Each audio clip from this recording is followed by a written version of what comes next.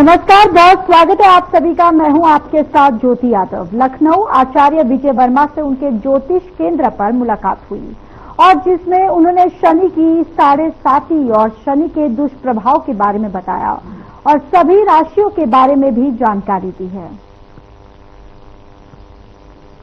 Media में बहुत सी चीजें चल रही हैं, शनि को लेके, शनि की 7.5 ढैया और एक प्रकार से शनि का जो हवा है वो बनाया जा रहा है। इसी वजह से आपके चैनल के माध्यम से मैं शनि के बारे में कुछ बात करना चाह रहा हूं और शनि की सभी राशियों के बारे में भी बात करना चाह रहा हूं। दोस्तों, जैसा कि आप सबको मालूम है कि शनि न्याय के कारक हैं, कर्मों के देवता हैं, लेकिन शनि कर्म तो वो करेंगे जो गुरु ज्ञान देंगे। मतलब कि खाली शनि को देखने से किसी भी एस्ट्रोलॉजिकल पॉइंट ऑफ व्यू से शनि को नहीं समझा जा सकता जब तक उसके जो गुरु हैं, देवगुरु बृहस्पति की पोजीशन को नहीं देखा जाए। ये हमारा अपना मानना है। शनि का राशि परिवर्तन 29 मार्च को हुआ है। 29 मार्च शनिवार को जो राशि परिवर्तन हुआ है वो बहुत ही मेरे हिसाब से अच्छा रहा है। उसका कारण ये है कि शनिवार का दिन, शनि अमावस्या का दिन, 29 मार्च का दिन और साथ में शनि का नक्षत्र भी, ये अपने आप में ही एक बहुत दुर्लभ संयोग है। जैसा कि हम सबको ये मालूम है कि अब की बार हमारे नववर्ष में राजा जो है और मंत्री दोनों ही सूर्य देव हैं। शनि को सूर्य का पुत्र कहा जाता है, इसलिए शनि की इम्पोर्टेंस बहुत ज्यादा है। हमारे अपने विचार से दिन का राजा सूर्य और रात्रि का राजा, शाम का राजा शनि। तो शनि का भी अपना एक बहुत बड़ा रोल है, क्योंकि शनि 12 राशियों में से करीब करीब 7 राशियों पे इफेक्ट डालते हैं। मतलब कि इतना पावरफुल और स्ट्रांग ग्रह है कि 12 टोटल राशियां होती हैं और उनमें से 7 राशियों में इनका प्रभाव होता है। 3 राशियों में इनकी शनि की 7.5 होती है और 2 राशियों में शनि की ढैया चलती है। बाकी जो 2 राशियां हैं उन पे इनकी दृष्टि काम करती है, जो तीसरी दृष्टि, 7वीं दृष्टि और 10वीं दृष्टि है। तो इस वजह से हमें ये देखना होगा कि शनि को समझने के लिए शनि के नेचर को समझना होगा। और हमें लगता है शनि आपको प्रोसेस में जीने की सही आदत को डालता है। हम आज चर्चा करेंगे कि शनि का सभी राशियों पे क्या फर्क पड़ेगा, क्या प्रभाव पड़ेगा, इस चीज की संभावना व्यक्त की जा सकती है। सबसे पहले हम ये बताना चाहेंगे कि मकर राशि पे शनि की 7.5 खत्म हो रही है। मेष राशि पे शनि की 7.5 शुरू हो रही है। तो अब शनि की जो 7.5 है वो कुंभ राशि, मीन राशि और मेष राशि पे रहेगी और शनि की जो ढैया है वो कर्क राशि और वृश्चिक राशि पे खत्म होकर और अब सिंह राशि और धनु राशि पे शनि की ढैया भी चलेगी। शनि की 7.5 या शनि की ढैया से किसी भी हालत में डरने की जरूरत नहीं है। ये मैं पूरी तरीके से डंके की चोट पे कह सकता हूँ। उसका कारण क्या है कि शनि आपको फिल्टर करता है, शनि आपको प्रोसेस में लाता है, शनि आपसे मेहनत कराता है, शनि आपको जीवन जीने का तरीका सिखाता है। तो एक प्रकार से अगर देखा जाए तो शनि का ये राशि परिवर्तन निश्चित रूप से बहुत कुछ अच्छा और अद्भुत कराएगा। दोस्तों, जैसा कि आप सब जानते हैं कि शनि देव न्याय करते हैं और शनि के बारे में जो दुनिया भर की भ्रांतियां फैली हुई हैं वो पूरी तरीके से गलत है। जैसे कई लोगों का ख्याल है कि शनिवार को काला कपड़ा नहीं पहनना चाहिए, शनिवार को तेल का नहीं करना चाहिए। इसका कहीं पे भी कोई ऑथेंटिक बात नहीं कह पाता कि शनिवार को शनि देव के लिए काला कपड़ा क्यों नहीं पहनना चाहिए। उसका कारण है कि शनि हमारे सांस का कारक है, शनि काला रंग का कारक है। काले रंग के बिना क्या बन सकता है, बिना काला के कुछ भी अच्छा नहीं हो सकता। तो एक प्रकार से हमारे हड्डियों का कारक शनि, हमारे बालों का कारक शनि। तो हम शनि को अगर देखेंगे तो हमारे सांस लेने की प्रक्रिया से लेकर हमारे पूरे के पूरे सिस्टम को शनि ही ऐसा लगता है कि चलाते हैं और उनकी ग्रेविटी का ही असर है जो हम पर पड़ती है। तो हम शुरू करते हैं शनि की सभी राशियों पर क्या क्या प्रभाव पड़ेगा इसके बारे में। तो सबसे पहले तो ये आप समझ जाएं कि मकर राशि से शनि की 7.5 खत्म हुई और कुंभ, मीन और मेष राशि पे शनि की 7.5 चालू है। मेष राशि पे शनि की 7.5 चालू है।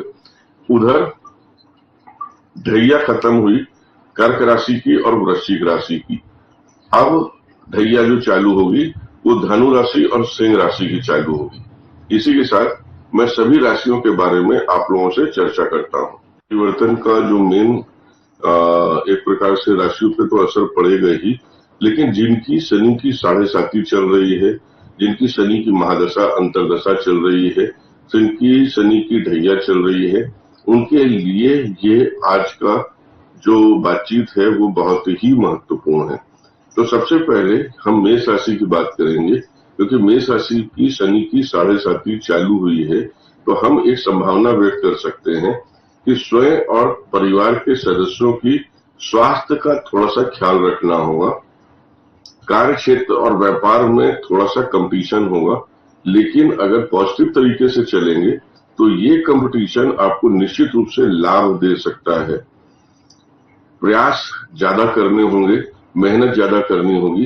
एक प्रकार से शनिदेव थोड़ा सा रगड़ते हैं आपको, जैसा कि हमने कहा कि शनि प्रोसेस में लगते हैं, तो शनिदेव मेष राशि वालों को मेहनत कराएंगे। थोड़ा सा कोशिश करें कि स्वास्थ्य अपना और परिवार का पूरी तरीके से ख्याल रखें, खाने पीने के सिस्टम को थोड़ा सा ख्याल रखें। बाकी कहीं कोई दिक्कत नहीं होनी है, क्योंकि 16 मई से देवगुरु बृहस्पति भी ट्रांसफर हो रहे हैं मिथुन राशि पे। अब हम बात करते हैं वृष राशि पे। वृष राशि पे शनि की 7.5 या शनि की आपके मीन राशि पे ट्रांसफर होने का जो फर्क है वो सभी मामलों में लाभकारी परिवर्तन दे सकता है। पद प्रतिष्ठा मान सम्मान में वृद्धि होगी। निर्माण संबंधी कार्यों पर खर्च बढ़ेगा, तो पैसा आएगा इसलिए खर्च होगा। कार्य क्षेत्र में कुछ अच्छी और बड़ी और नई जिम्मेदारी मिल सकती है, इसलिए वृष राशि के लिए तो ये बहुत अच्छा है। हम बात करेंगे मिथुन राशि की। मिथुन राशि वालों के लिए संघर्षों के बाद सफलता मिलेगी, मेहनत करनी पड़ेगी और संघर्षों के बाद की जो सफलता है वो निश्चित रूप से लाभकारी होगी। चल अचल संपत्ति की खरीदारी हो सकती है। स्वास्थ्य का थोड़ा सा ख्याल रखना होगा। निवास या कार्यस्थल में परिवर्तन होने की संभावना है, लेकिन अच्छे के लिए होना है, बुरे के लिए नहीं होना है। मतलब जहां पे आप रह रहे हो उससे अच्छा मकान ले सकते हो, खरीद सकते हो, और मेरे को लगता है कि ये आपके लिए, मिथुन राशि वालों के लिए भी अच्छा है।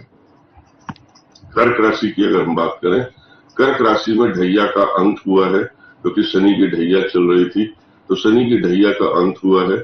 आमदनी के नए अवसर बनेंगे, नए नए रास्ते मिलेंगे। विवादित मामलों को निपटाएंगे, जो भी पिछले काफी समय से विवादित मामले थे उन्हें ठीक करेंगे, ठीक होंगे। कार्य क्षेत्र में लाभकारी परिवर्तन होंगे, भाग्य का साथ मिलेगा और साथ में अपनों का भी साथ अच्छा मिलेगा। जल तत्व की राशि है कर्क, इस वजह से ये लोग इमोशनल भी थोड़े से होते हैं और इमोशन इनके ऊपर हावी हो जाता है। हमें लगता है टारगेट पे अगर फोकस करेंगे तो सफलता निश्चित रूप से मिलेगी। अब हम बात करते हैं सिंह राशि की। सिंह राशि वालों की शनि की ढैया शुरू होगी। शनि की ढैया शुरू होगी, इसका मतलब है कि किसी भी तरीके से डरने की जरूरत तो नहीं है। उसका कारण है कि स्वास्थ्य और कार्य क्षेत्र में मान सम्मान को प्रभावित करने वाली स्थितियां उत्पन्न होंगी, लेकिन अगर पेशेंस रखेंगे, इरिटेट नहीं होंगे, गुस्सा नहीं करेंगे, तो उन सब परेशानियों से बाहर निकल जाएंगे।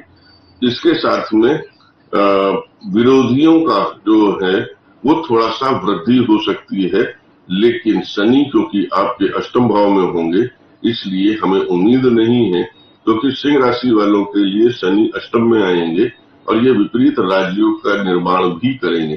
तो इसलिए अगर शत्रुओं में वृद्धि होगी तो उसका निपटारा भी निश्चित रूप से अच्छा होगा। हम बात करते हैं कन्या राशि की। कार्य क्षेत्र में व्यापार में तरक्की होगी, नए नए अवसर मिलेंगे। चल अचल संपत्ति के खरीदने के बहुत अच्छे योग हैं। हमें लगता है कि कन्या राशि वालों के लिए भी एक अच्छा समय है। जहां पर कुछ नई गाड़ी घोड़ा ले सकते हैं, संपत्ति पे पैसा खर्च कर सकते हैं। हम बात करते हैं तुला राशि की। तुला राशि के कार्य क्षेत्र में बहुत विस्तार होगा। तुला राशि के लिए शनि बहुत इफेक्टिव प्लैनेट माने जाते हैं और तुला राशि के कार्य क्षेत्र में जबरदस्त इनका विस्तार देखने को मिलेगा। कार्यस्थल में थोड़ा सा परिवर्तन हो सकता है, पुरानी समस्याओं का और स्वास्थ्य का समाधान भी होगा। ऋण की लेनदारी और देनदारी बढ़ सकती है, इसलिए फाइनेंस का थोड़ा सा ख्याल रखें। और विवादित कार्यों में जो विवादित बातें थी या जो भी इस तरह की चीजें थी, उस पर निश्चित रूप से सफलता मिलेगी। अब हम बात करते हैं वृश्चिक राशि की। वृश्चिक राशि की भी शनि की ढैया खत्म हुई है, इसलिए मेंटली वो बहुत थोड़ा सा रिलैक्स होंगे। साथ में शुभ अशुभ दोनों तरह के परिणाम देखने को मिलेंगे।